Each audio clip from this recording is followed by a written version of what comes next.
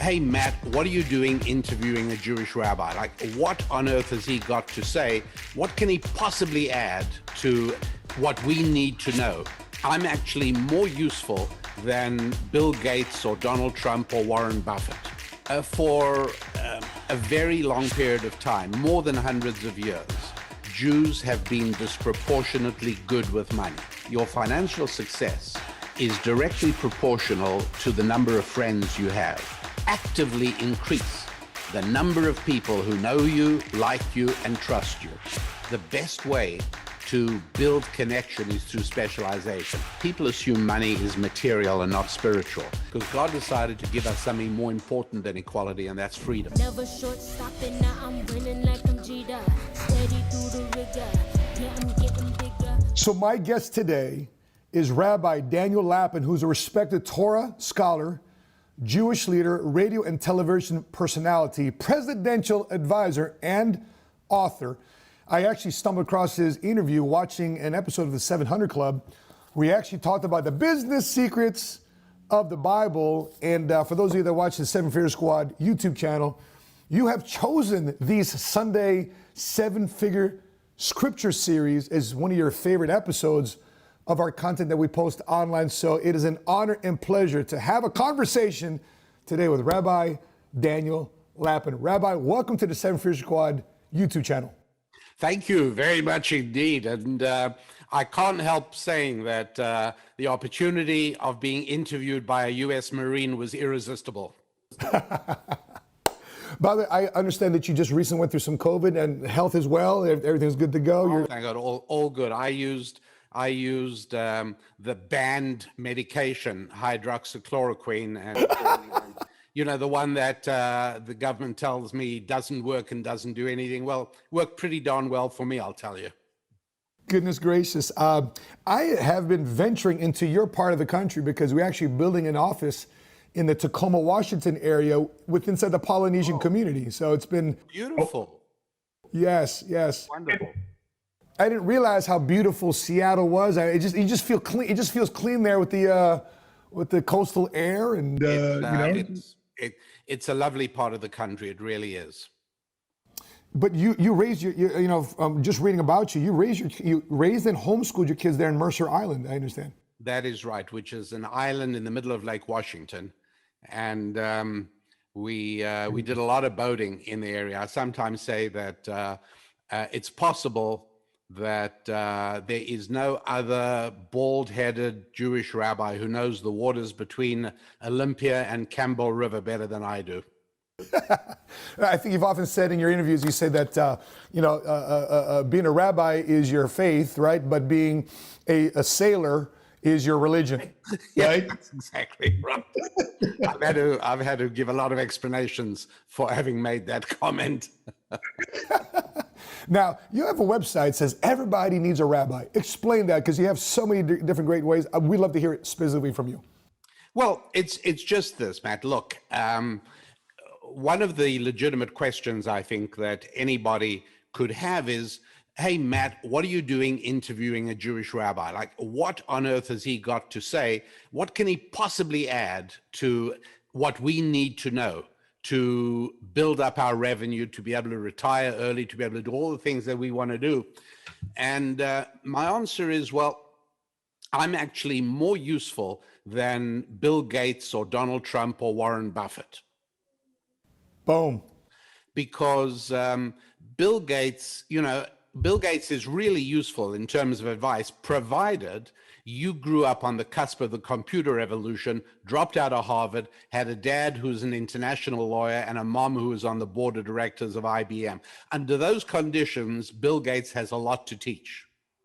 Correct. Warren Buffett, if you got an IQ of about 200 and you started Berkshire Hathaway at the right point and you learned from Graham how to be a value investor, Warren Buffett has something to tell you.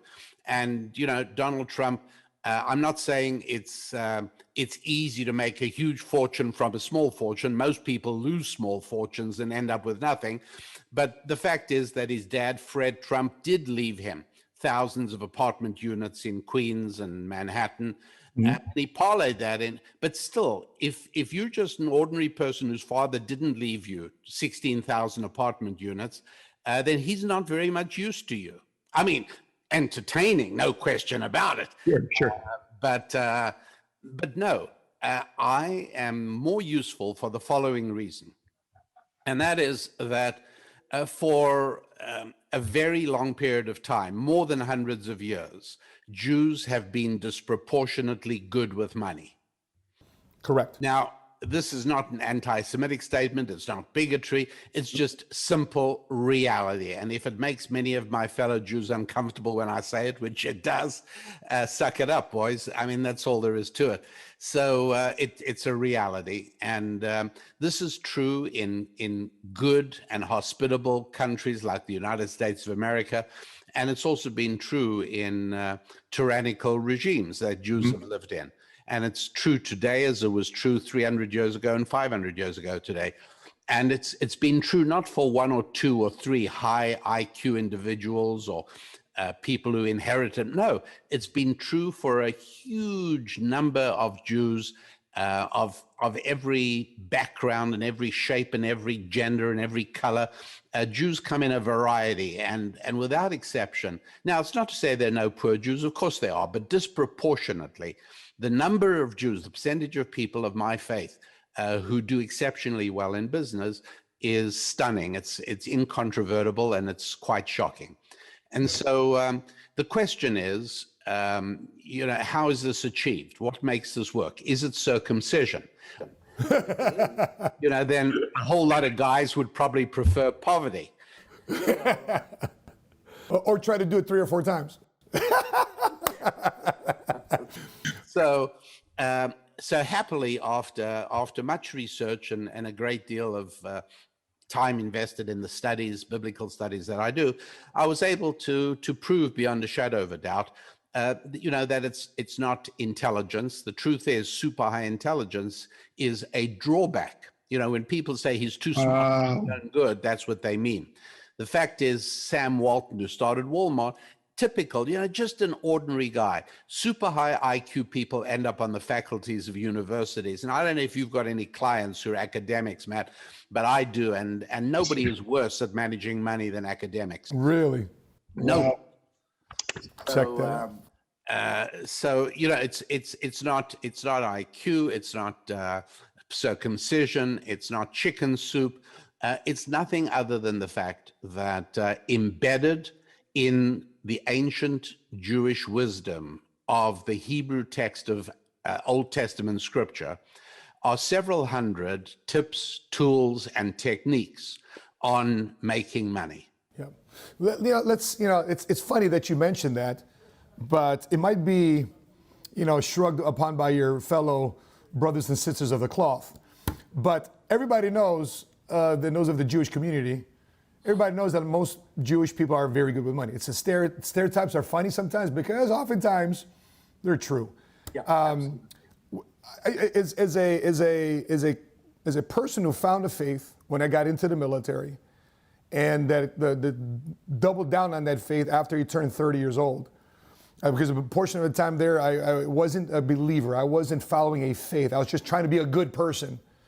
And when I got involved in the financial services industry and I started learning about money, I realized, Rabbi, I started learning more from people who are either Mormon or Jewish.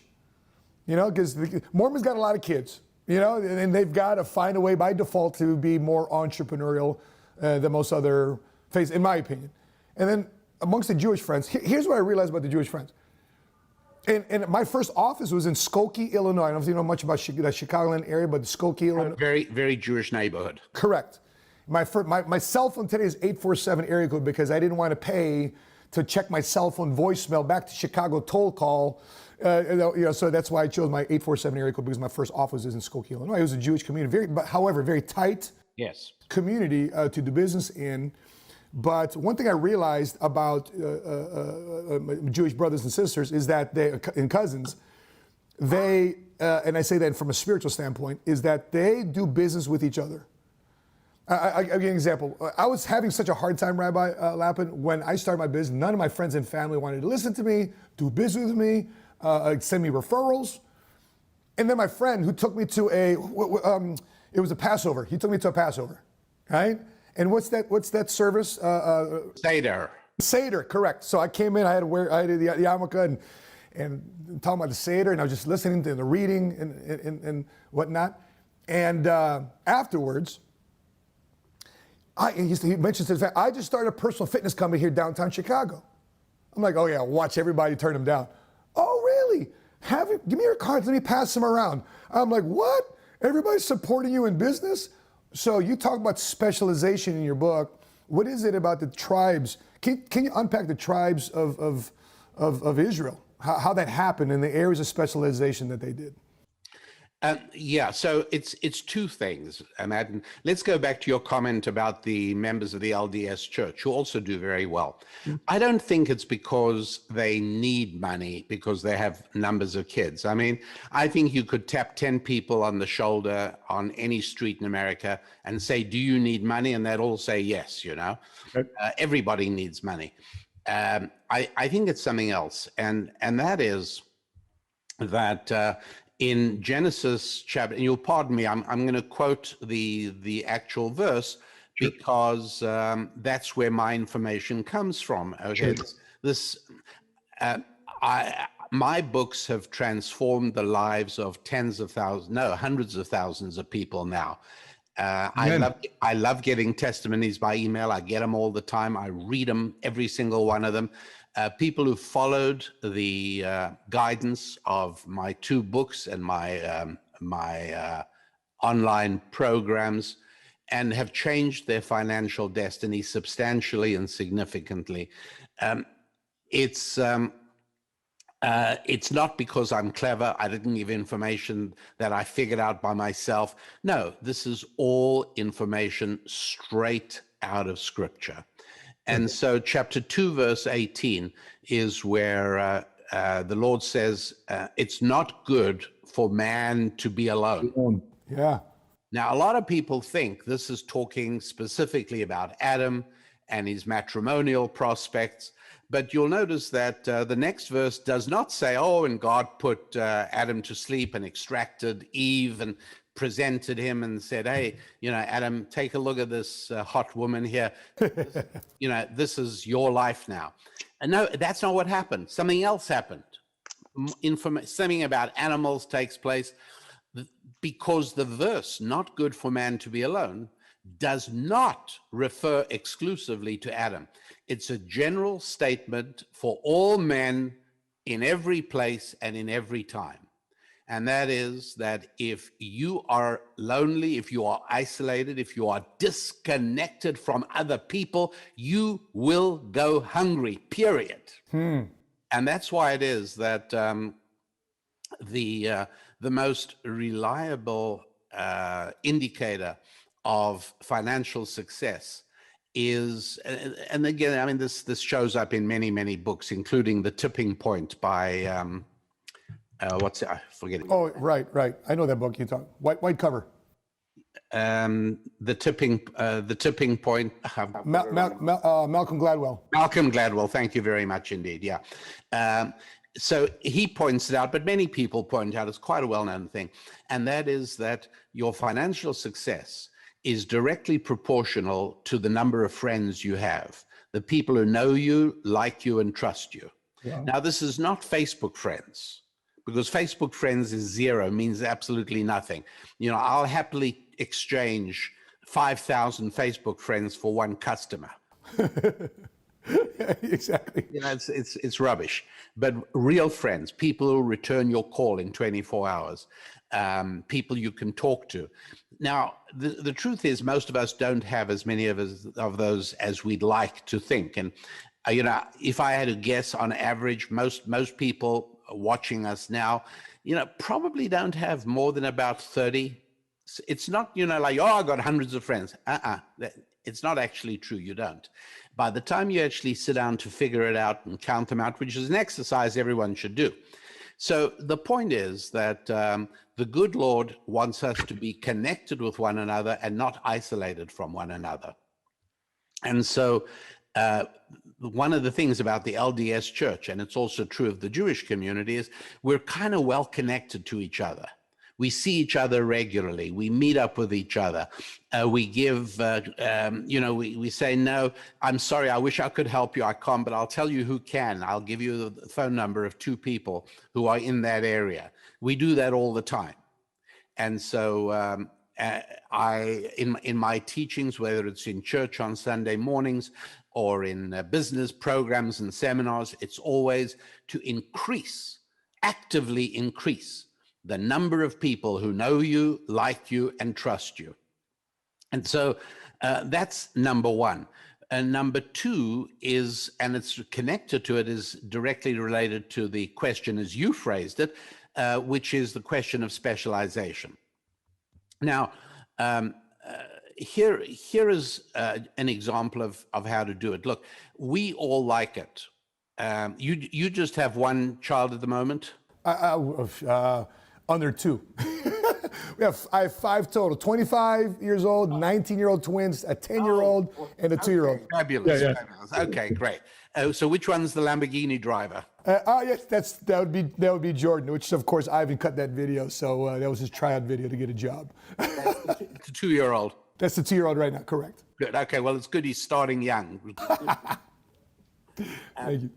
So, but in the same way that we like it when we see our children getting on with each other and loving each other, we don't like to see them squabbling with each other. Correct. In the same way, our Father in heaven also wants to see us connecting with each other and helping each other. Amen. So when 2 of our daughters, they were homeschooled, but they wanted to try out what a school would be like. So they went off we sent them off to a boarding school in Colorado. Mm-hmm. And then this was, they didn't have access to email or anything. It was just regular letters. And my wife, Susan, would write each of them a letter with an alternate word on the separate sheet of paper. So each girl got a letter which was gobbledygook. You could make no sense of it unless you'd meet up with your sister at lunchtime or whatever. You both take out your letters, and now you read them together. And so each girl alternately reads one word, and then the whole letter makes sense. And we did this because we wanted to make sure they spend time together with each other. Okay, so that's how that works. The great thing about specialization is it makes us need one another. And, I think back to when Samuel Colt started his revolver manufacturing firm in Connecticut in the 1800s. And what was so interesting here is what happened was he used to have 6 guys sitting around a big table, and against the wall, around the walls of the room, there was a blank stock for barrels, blank stock for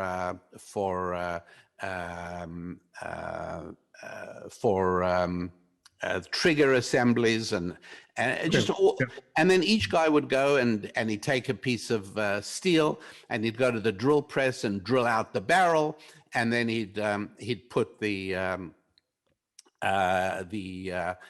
assemble it with the various other components, and then when it was finished, he'd put his initials on the back of the handle and put it in a basket. And at the end of the day, Samuel Colt would gather up all the revolvers, and he'd pay each man according to the number of revolvers that he made. That's how it worked. Interesting. But then Samuel Colt discovered the secret of specialization. Partially what happened, he didn't learn it from the Bible, he learned it from Adam Smith, who had written a book in 1776 that spoke about specialization. And just look and see, with me here for a moment, Matt, what happened to Samuel Colt. He says to the 6 guys, hey guys, we're going to have a change around here. You're not going to like it at first, but I think it's going to work out better for everybody. He says, you, Adam, you're going to make just barrels. and Brad, you're just going to make cartridges, and the revolver, and Charlie, you're going to make the handle, and David, you're going to make the trigger, and Edward, you're going to make the sights, and Frederick, you're going to assemble all the parts, and nobody's going to put their initials on because you all built it together. Well, they didn't like it at first, but they discovered a very strange thing, and that is that they were making more than twice as many revolvers every day than they used to. Interesting. So every man is getting double pay. Now, why would God care? Like, God is saying to you, specialize, and I'll show you where in the Bible in a moment. God's saying, specialize, and I'll reward you with the incredible blessing of financial abundance. Well, why would God care? And the reason is because in the old system, Matt, the old system that Sam used to work at, let's say that Charlie didn't show up for work one day. What's the reaction of Adam and Brad and David and Edward and Frederick? They couldn't care less, right? Yeah. Just means there's more sandwiches and bread and beer for them at lunchtime. Sure. But in the second system, what happens when Charlie doesn't show up for work one day? Production stops. Production doesn't even start. It's just not there. It stops, right? So everybody runs over to Charlie's house and they say, hey, Charlie, what's the matter? Are you okay?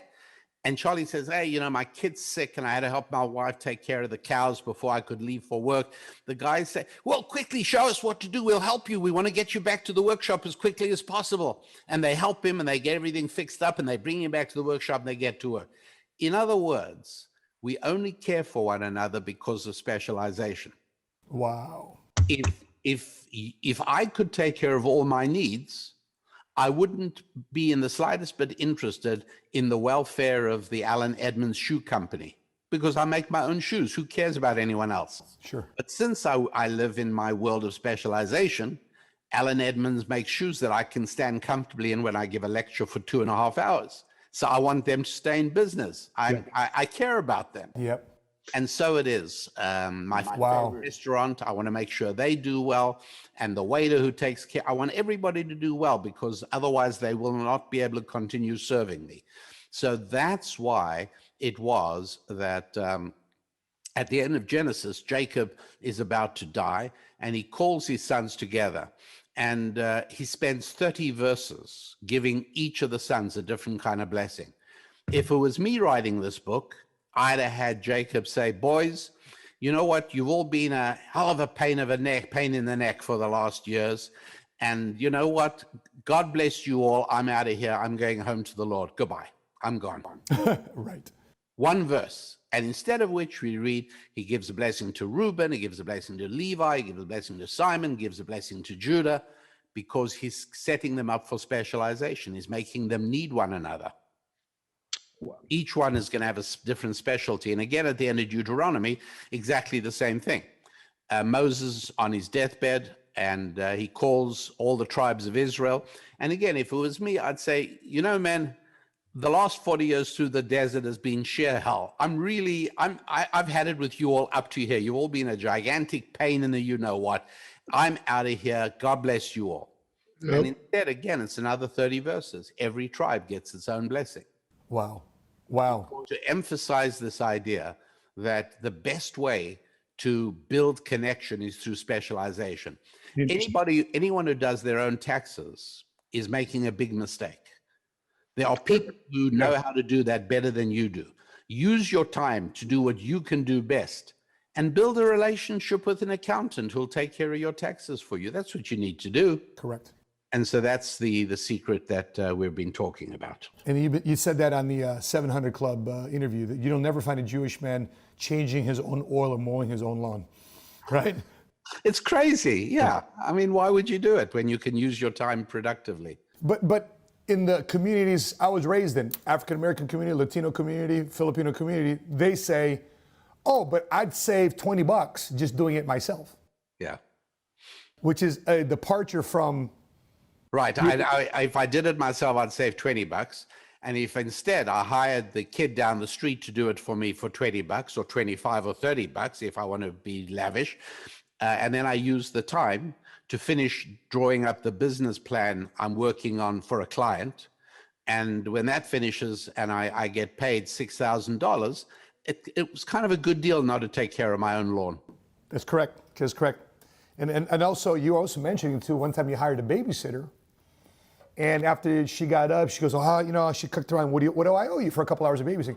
Oh, I don't know. So she was not confident of what her time was worth. She goes, $8? She said, no, $12 because I want you to be happy receiving the 12 because I want to be able to call you again for you to come back. And that comes from people's misunderstanding of money. People assume money is material and not spiritual.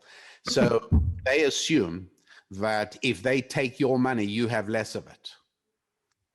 Wow.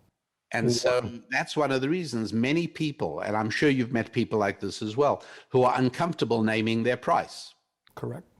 Because they feel that there's something slightly venal about getting paid because they're taking your money, leaving you with less money. Mm-hmm.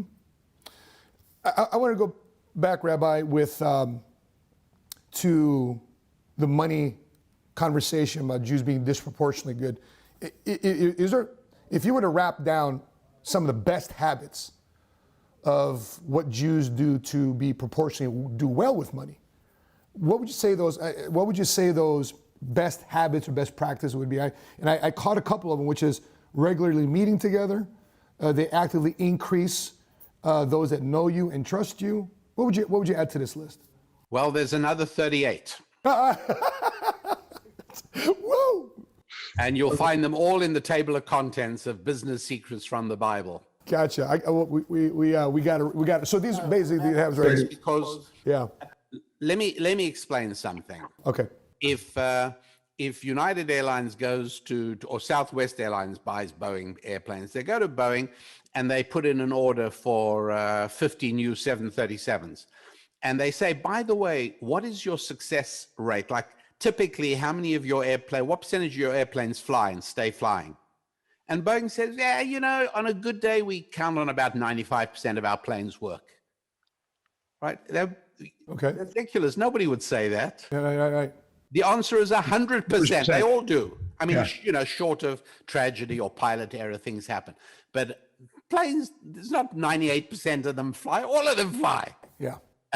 What bridge? You go about to build a bridge. Huge, complex structure with cables and plating and it's big. What percentage of bridges stand? Well, other than the Tacoma Narrows Bridge, which you'll hear about when you set up in Tacoma, which was an unusual case in 1941, I think. They shut it off, right? They shut that off. It fell. But other than that, 100% of bridges stand. Right. Correct. Other than the Titanic, what percentage of ships that are built float? Yeah. All of them. 100%. All of them. What percentage of marriages work? Ooh. 100%? Correct? No, of course not. Not even close. Yeah. How about business startups? What percentage of them? 95% fail rate in the first 3 years. Fail rate is very, very high. In fact, the marriage rate and the business success rate is kind of about the same. So why is it? Everyone thinks they know how to be married. Everyone thinks they know how to start a business, but the success rate is maybe 60%. And yet nobody thinks they know how to build a bridge or build a plane, and yet the success rate is 100%.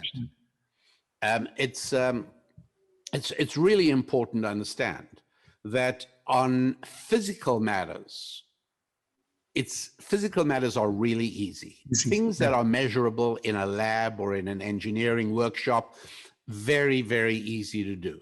And again, I mean, you got a gun and you want to work out the trajectory. What is the angle of elevation if you want the shell or the You're round on target. You want it to land in a certain place. This is not hard to do. Correct. Not hard to do, because when you're dealing with physical characteristics, these things are all very easy. But as soon as you are dealing with what I call spiritual characteristics, and Matt, can I take 30 seconds here to talk about definition? Because it's really important. Please. Everybody gets clear definitions here. Spiritual has nothing to do with me being a rabbi. Spiritual has nothing to do with God. Spiritual has nothing to do with religion. Spiritual has nothing to do with piety or virtue or sin. Spiritual just means something I cannot measure in a laboratory. And so I can measure the skin color of a person. I can measure the height of a person. I can measure the weight of the person. And the truth is that every one of those things are irrelevant. If I'm hiring somebody, I really don't care about any of those things. The things I care about are integrity, optimism, willpower, resilience. Yep. Those things are not measurable. So, Rabbi, this blows my mind away because I talk to a lot of men and we encourage them to get in business for themselves. And next thing you know, to build a business, you got to get that. You got to go out there and know people. You got to increase those that know you and trust you. And next thing you know, a lot of men, they say, you know what? I just rather work with my hands. You know, because now I get it. Because it's so easy to deal with wrenches and engines. Wonderful. It's easy. Look, whether you're an auto mechanic or whether you are a surgeon, it's just you're just working with different tools, and the stakes are a little bit higher with the surgery. But it's basically all physical. Yeah. You're taking tools and you're fixing some pipes or tubes that don't work the way they ought to, the hydraulic system or the blood, or whatever it is. That's all physical. But why is it that there are some auto mechanics or plumbers who make a fortune and others barely make a living? There are surgeons, believe it or not, there are surgeons who struggle, who are not making a lot of money, and there are others who are making a huge amount of money. And the answer is that the ones who are succeeding, whether they are surgeons or mechanics, are the ones who understand the spiritual qualities as well. They learn how to market, they learn how to sell. Yes, it's true. If you want to work with your hands, that's great. Be a mechanic, but build up the business. Hire more people to work for you. Develop the marketing. Make sure there's always a line of people trying to get you to take care of their cars. Now that part is the spiritual part. Wow, that is profound. That's because that requires then, which one of your habits talks about increasing your self-discipline, integrity, and character strength in achieving success, which is habit or secret number 11. Yeah, exactly right. There you go. Can I ask you then this? Money's so spiritual then. If money's so spiritual, does God really want us to be rich? No. If he does, he hasn't shared that information with me. Okay. It's a little bit like, does God want us to have great sex? I think so, because I'll save you.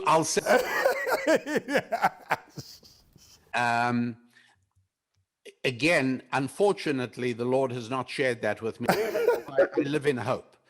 But what I do know is that the Lord does want one man and one woman to be utterly devoted to one another until they become like a unified entity.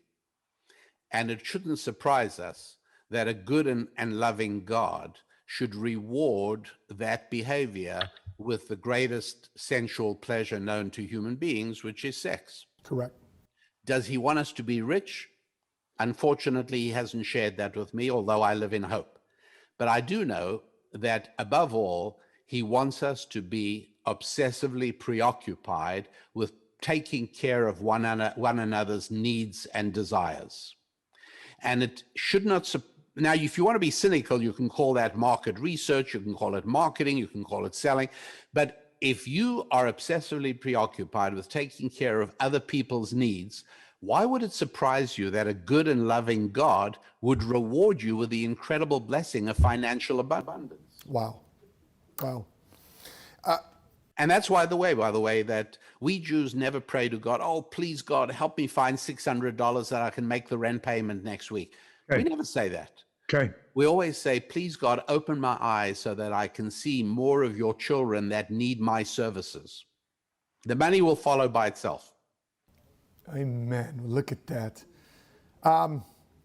Which was one of my questions, in terms of today's technology, open access to information. capitalistic type of economy in America, how would you advise somebody to get rich? You just answered it.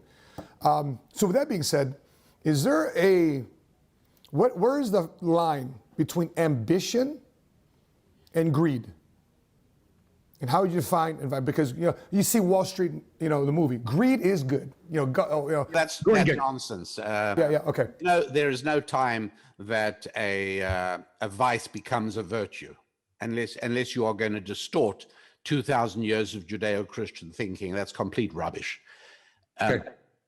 No, greed is never good. But then one of the habits of building a successful business and generating increased revenue is to start giving away 10% of your income.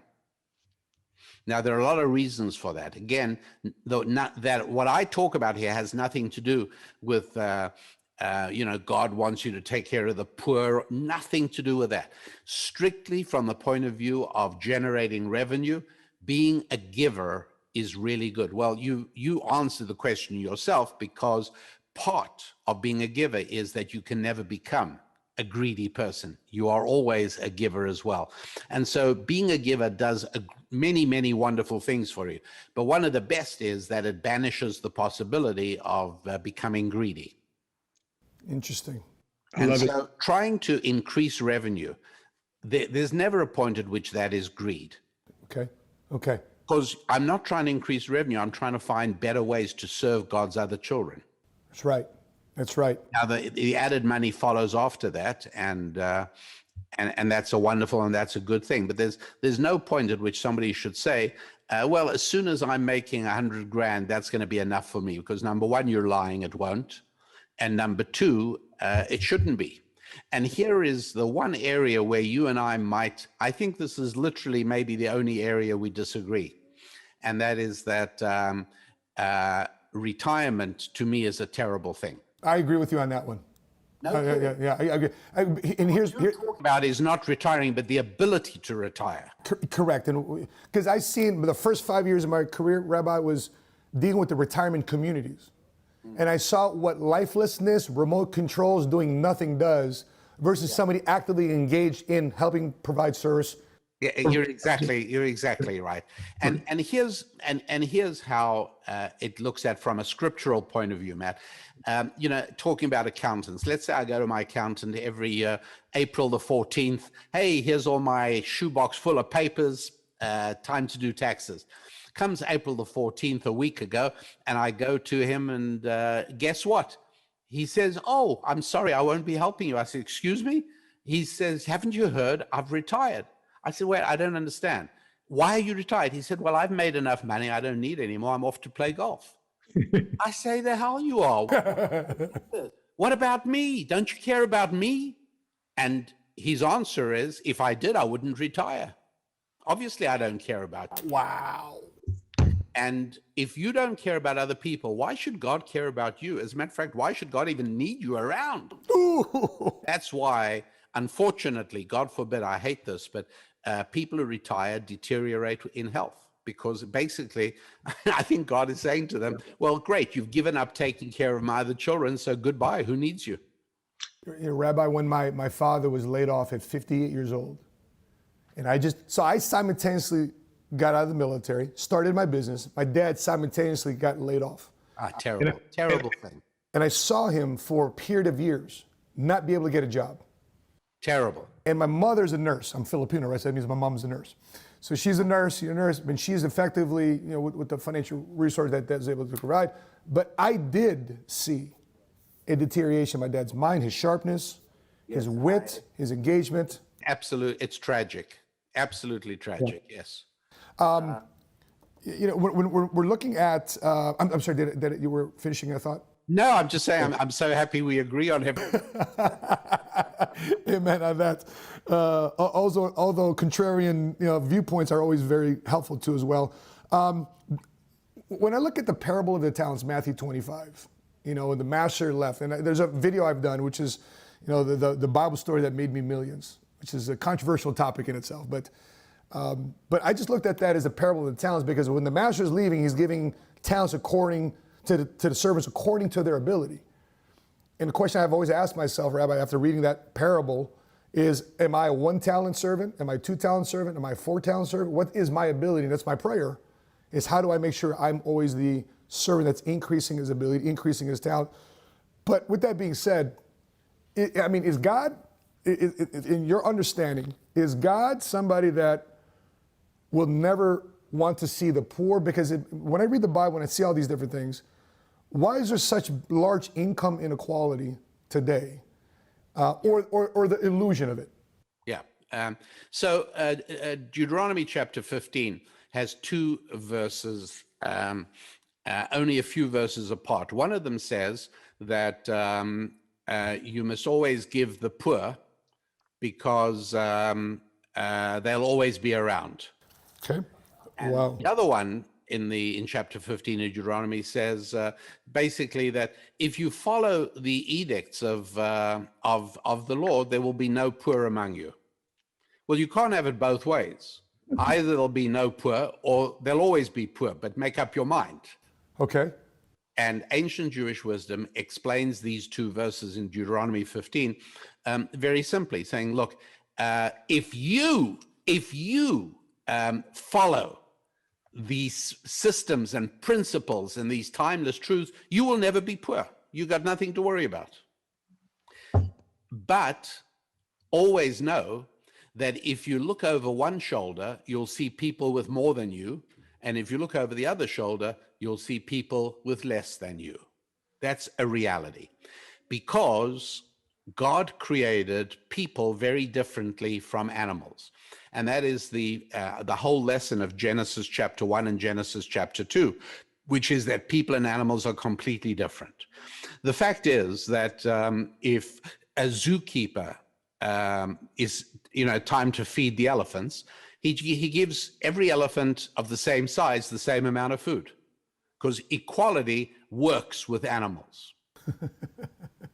Farmers feeding the cows, all the cows get the same amount of food roughly. Sure. But you can't do that with people. Why is that? Because God decided to give us something more important than equality, and that's freedom. And when you have freedom to excel, and you have freedom to goof off and do nothing. Wow.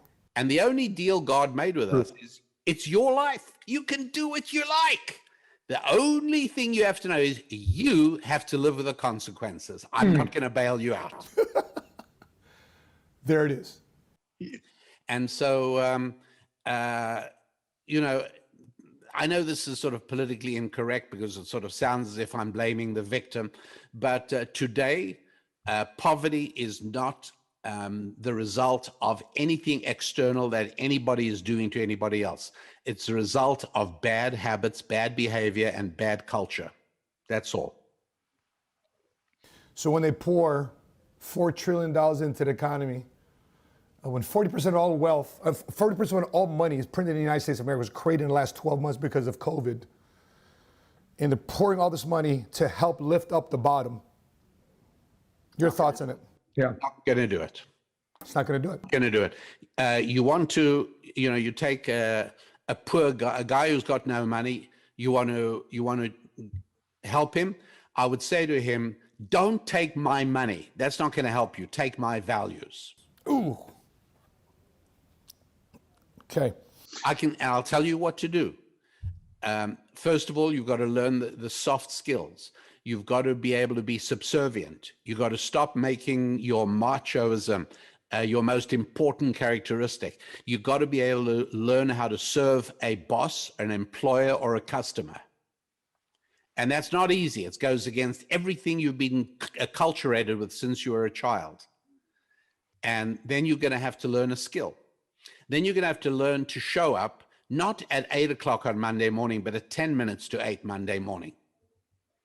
And you're going to stay not till 5 o'clock, but till 10 past 5. And you're going to do more than is expected of you. And number 2, do not have children before you're married. Number 3, make sure you learn how to talk. Speak whatever language, whatever country you're in, speak that language. Do not speak a bastardized version of it. Huh. because otherwise you can't communicate effectively. You turn people off. All you got to do is these things, and I promise you, you're on the financial escalator. Now, they're not going to be easy, but that's all that's going to put you on the financial escalator. And it's not the immediate result that people are looking for today. That's correct, yes. I mean, you want an immediate result, there's probably nothing quicker than robbing a convenience store. That's right. Gosh. I am enamored by King Solomon. Yes. I'm enamored by Proverbs, Ecclesiastes. I'm enamored by him. Outside of what I read in Proverbs, from your studies, what set King Solomon apart from other kings, outside of him asking for wisdom, unless that's it? I mean, but what really set him, because he was young. He was, 13, 14 years old when he took over and he asked for wisdom. What really set King Solomon apart from all the different kings? So I'll answer that, but I just want to jump back to something else, because I realized that I did not answer an earlier question. Okay. That you asked, and that was, oh my goodness, this is complicated. I know what it was. You asked me what are the top 3 or 4 behaviors or habits that would work, that are important. And I answered by saying, well, there's those 3 that you mentioned, plus another 37 in the book, for a total of 40. And then I sort of carried on, and I lost myself, but I started talking about the complexity that unlike buildings and boats and bridges, marriages and businesses they have spiritual involvement, which makes them incredibly complicated. And because they're incredibly complicated, there is no such thing as what is the one most important thing. People ask me all the time. So in terms of making my marriage a success or fixing my marriage, could you tell me what the one most important thing? No, I can't. That's it. Yeah. Because number one, I don't know enough about you. So what's important for you may not be important for somebody else. Number two, it's so complex that it's extremely unlikely that there is only one thing. There's probably at least 5 things you're doing wrong and you need to start doing right.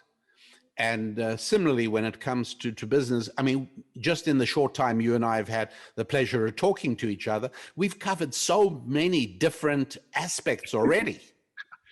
And so, I wish I could spend more time with you. I'm just soaking it all in. But you're with me on this, right? That to be able to say to a stranger, I don't even know your business, I don't know what goes, I don't know what you're like. Right. I can't give you the one most important thing. I don't have the faintest idea what it is. I can tell you 40 important things, and then you can figure out for yourself which order you should tackle them in. Correct. I can do that. But so it is also that with King Solomon, who's so outside the range of our normal experience. I mean, this is not, like the guy I sit next to on the train in the morning. You're right. Correct. So,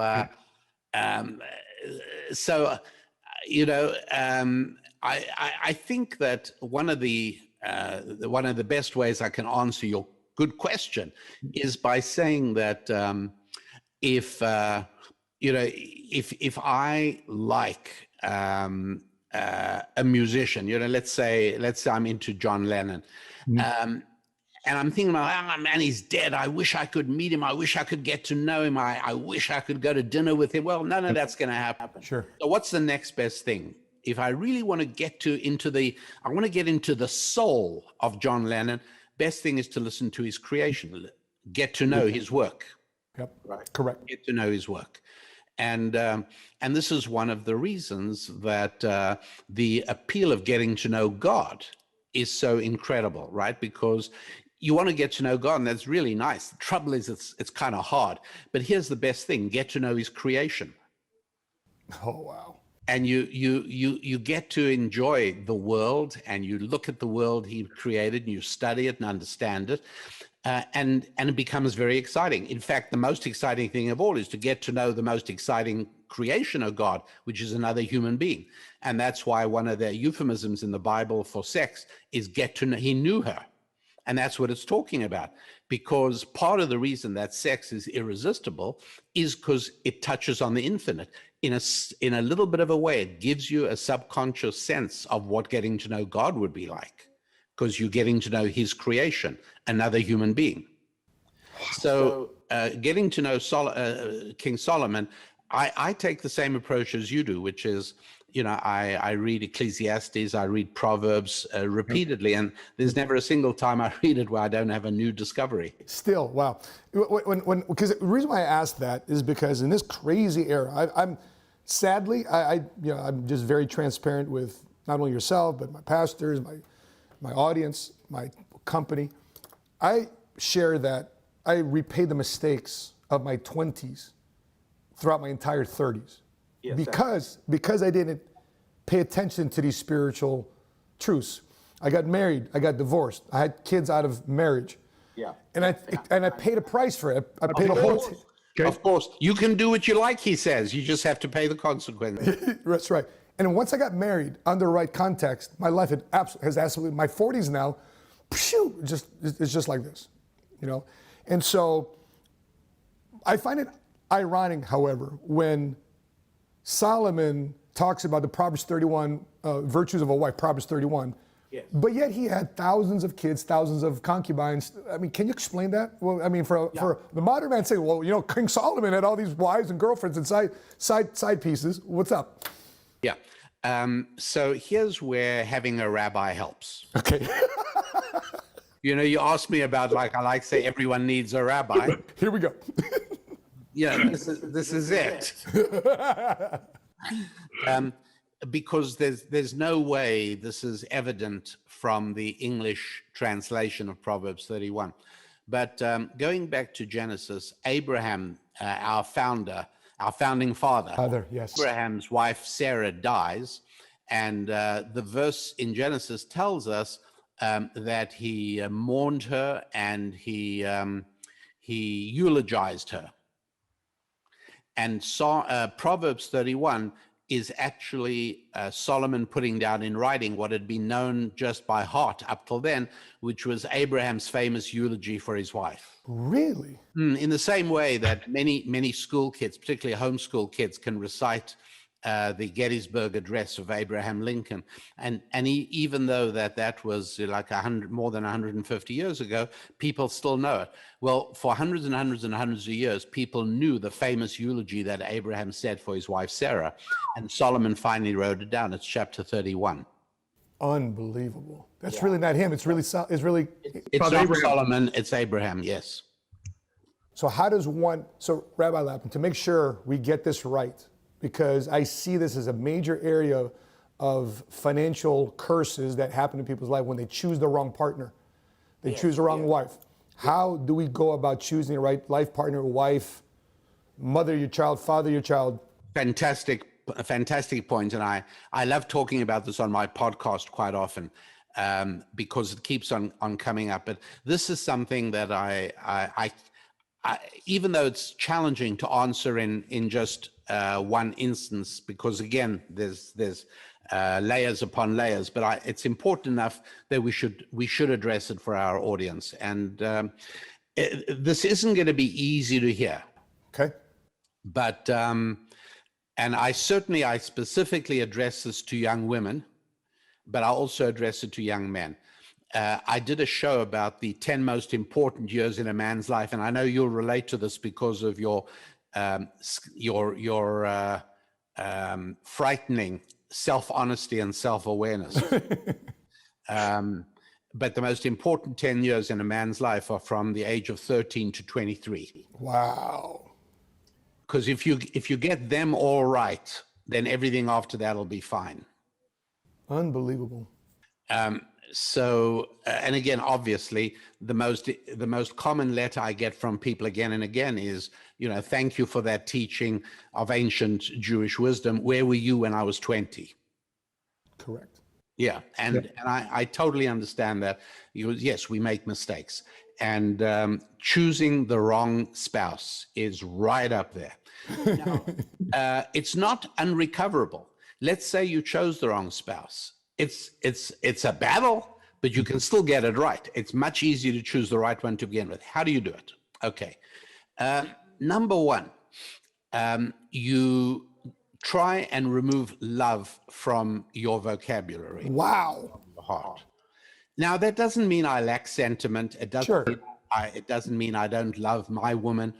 I don't. That's not what it means. But what it does mean is that 9 times out of 10, when you say love, you actually mean lust. If you're honest about it. Oh, of course, yeah, it's the sex, yeah. And so when I say I love roast turkey, I mean, if that were true, if I really loved the turkey, I wouldn't eat it. I'd set it free. When I say I love turkey, I'm saying I love how turkey makes me feel. Correct. Yes. And most times when a guy says, I love you, he is talking about what getting in her pants would make him feel. Sure. That's all. Sure. So that's an important thing. So number 2, addressing myself to young women, if you marry a guy because he says he loves you, then you must fully now know that you are morally obliged to accept when he tells you he doesn't love you anymore, but he loves a girl he met at his office. If you marry because he loved you, then you have to end the marriage when he doesn't love you. It's just fair. I mean, that's the only fair way to go. And so how do we deal with all this? Well, my advice, and again, hard to follow, but I give it for what it's worth. It's worth a huge amount. And to the extent that you can follow it, I strongly recommend that a couple talks on the phone for at least 4 hours before they meet one another. That's right. Which means that you do not plan on marrying somebody you met in a bar. Right. You ask people who know you and people who you trust to set you up with someone they know. You ask relatives, you ask friends. If you're a single person, make sure that most of your friends are not single. Make sure you're friends with happily married couples, ideally couples who are in a marriage you would like to emulate. Ask them to introduce you to somebody and tell them you want to talk to that person on the phone before you meet them. And talk extensively so you can get to know the person before the old hormones kick in. But the problem we have today, Rabbi, is Instagram and Facebook and social media, the visual. It's a big problem because it's all visual. Yeah. It's a big problem. And then finally, and most importantly, you don't date open-endedly. You date purposefully, specifically for the purpose of finding out marriage compatibility. And marriage then is, if it's not love, what is it? The answer is, it's a commitment. That's what it is. And commitments don't change. And is that the reason why the stereotype is that married couples do better because there's a natural commitment that goes on versus people that are single that are in business because there's really no commitment, and how you do one thing is how you do everything? And that's why it is that people who marry, this is a well-known figure, people who marry after living together get divorced much more than people who don't. Wow. Yeah, it's exactly as you say, it's the commitment thing. So commitment is huge, which means that the integrity of the person you marry is hugely important. I'm not saying looks don't count. Correct. They do, but other things also count. And today, nobody pays attention to the other things. So it doesn't make sense to be married to somebody for 3 months before you discover they have no integrity. It's kind of something you should have known before. Can I do a quick speed round with you, Rabbi Lapin? Yeah. Of course. Your top 5 wealthy people in the Bible, 3, 4, 5, however it comes up. Oh, wealthy people in the Bible we should study. Abram, Isaac, and Jacob. Joseph was a great creator of wealth. He understood the need to lower taxes, is what he told when he told Pharaoh to lower taxes to 20%. That is what caused the 7 years of plenty. Interesting. Yeah. Who's in Biden's corner these days? Because he's raising back up. Well, that's why I've got to make sure my introduction stops saying advised president, because I'd hate to be blamed for anything going on. I gotcha. And one more you want? Sure. Abram, Isaac, Jacob, Joseph. Who else would you put in there? Oh, Zebulun. Where can we find his story? Oh, Zebulun is the archetype business professional. Wow. His place was on the seashore because he traded, so he needed a harbor and ships.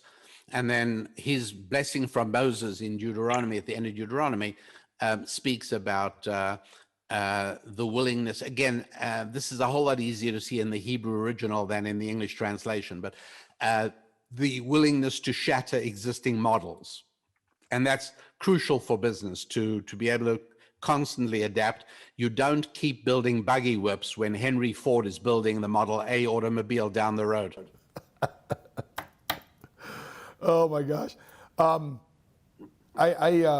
Any particular reason, I mean, I just threw this out there. Any particular reason why when Jesus began his ministry, why his first recruit, why he said, I'm going to build my church upon this rock? Why did he choose an entrepreneur? Why did he choose Peter? Why did he choose a fisherman? I wish I could answer it reliably, but it's outside my bailiwick. I'm only knowledgeable in the Old Testament, not the New Testament.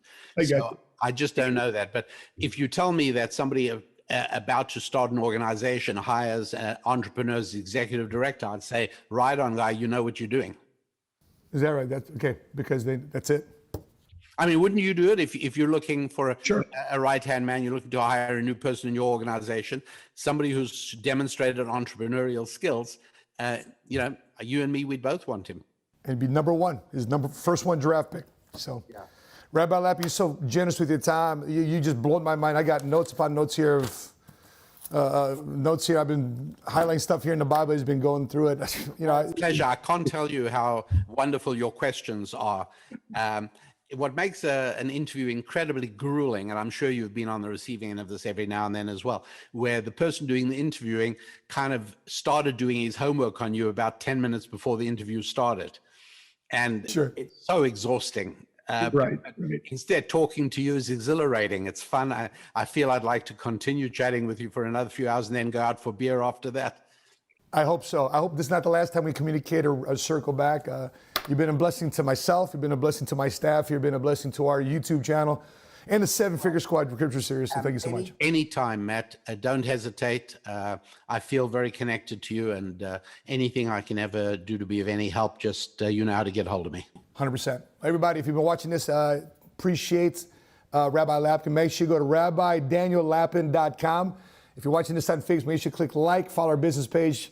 Money Smart Guy, if you're watching this on YouTube, make sure you click subscribe and hit notification to be alerted next time we upload our next episode. Let me know your thoughts, your comments, your questions, your biggest takeaways from Rabbi Daniel Lapin. With that being said, thank you, Rabbi Lapin, for your time. Great being with you. Until we meet again, continue to live smart, continue to love smart, and be money smart today. Bye-bye.